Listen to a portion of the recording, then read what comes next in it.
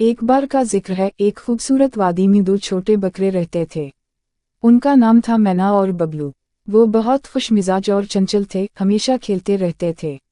उनकी मां ने इन्हें सख्ती से समझाया था कि जंगल में ना जाएं, क्योंकि वहां खतरनाक भेड़िया रहता था।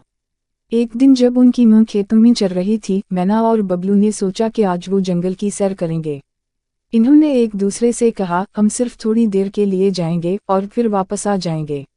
दोनों ने अपने कदम जंगल की तरफ बढ़ाए। जंगल में पहुंचकर वो वहां के मनाजिर को देखने लगे। वो खेलते, फुदकते और खुश रहते।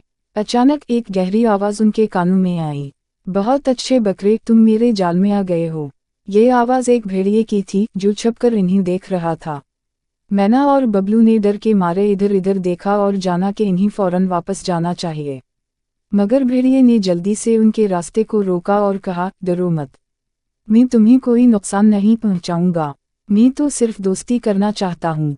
मैना ने कहा, लेकिन तुम तो खतरनाक हो, हमारी मां ने हमें तुमसे दूर रहने का कहा है। भेड़िए ने मुस्कुराते हुए कहा, मैं तो बहुत अच्छा हूँ, तुम्हें मेरी दोस्ती से फायदा होगा। मैना और बबलू को लगा कि शायद भेड़िया वाकई दोस्ती करना चाहता है, तो इन्होंने सोचा कि क्यों ना इसकी बात मान ली जाए। वो थोड़े से मुहतात होकर उसके करीब गए। भेड़िए ने इन्हें जंगल की कुछ खुशबूदार जड़ी बूटियों के बारे में बताया और कहा, मैं तुम्हें ये सब सिखाऊंगा। जब भेड़िया ये सब कर रहा था तो अचानक मैना ने एक फिक्र की बात पूछी, तुम हमें क्यों सिखाना चाहते हो?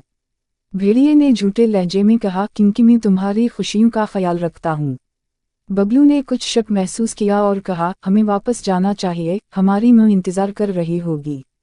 लेकिन मैना ने कहा, नहीं बबलू, हमें थोड़ी देर रुकना चाहिए। उसी दौरान भेड़िए ने अपने असली इरादे को जाहिर किया। वो दोस्ती का बहाना करते हुए आहिस्ता आहिस्ता उनके करीब आया और कहा, अब तुम मेरे जाल में हो। वो इन्हें पकड़ने की कोशिश करने लगा। मैना और बबलू ने फौरन अपनी मां की नसीहत याद की और दौड़ने लगे। वो जंगल के दरमियान में भागे, दिल में खौफ और तेज धड़कन के साथ। भेड़िया उनके पीछे पीछे आया, लेकिन बकरे अपनी तेज रफ्तारी की वजह से इससे आगे निकल गए। जब वो एक बड़े दरख्त के नीचे पहुंचे तो इन्होंने छपने का फैसला किया। भेड़िया इधर उधर देखता रहा, मगर वो इन्हें तलाश करने में नाकाम रहा। थोड़ी देर बाद वो थककर वहां से चला गया। मैना और बबलू ने एक दूसरे को देखा और कहा, हमने आज एक सबक सीखा है। हमें कभी भी किसी के झूठे दम पर भरोसा नहीं करना चाहिए। वो दोनों एक दूसरे के साथ हंसने लगे और खुश हो गए कि वो बच गए। आखिरकार वो अपनी मां के पास वापस लौट आए। मां ने इन्हें देखा तो बहुत खुश हुई और पूछा, तुम लोग कहाँ थे? बबलू और मैना ने सारी कहानी सुनाई। मां ने कहा, देखो, मैंने तुम्हें कितनी बार कहा है कि भेड़िए से दूर रहो।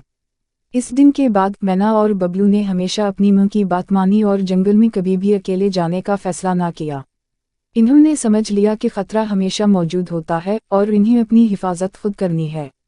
और यूं वो हमेशा खुश रहने लगे।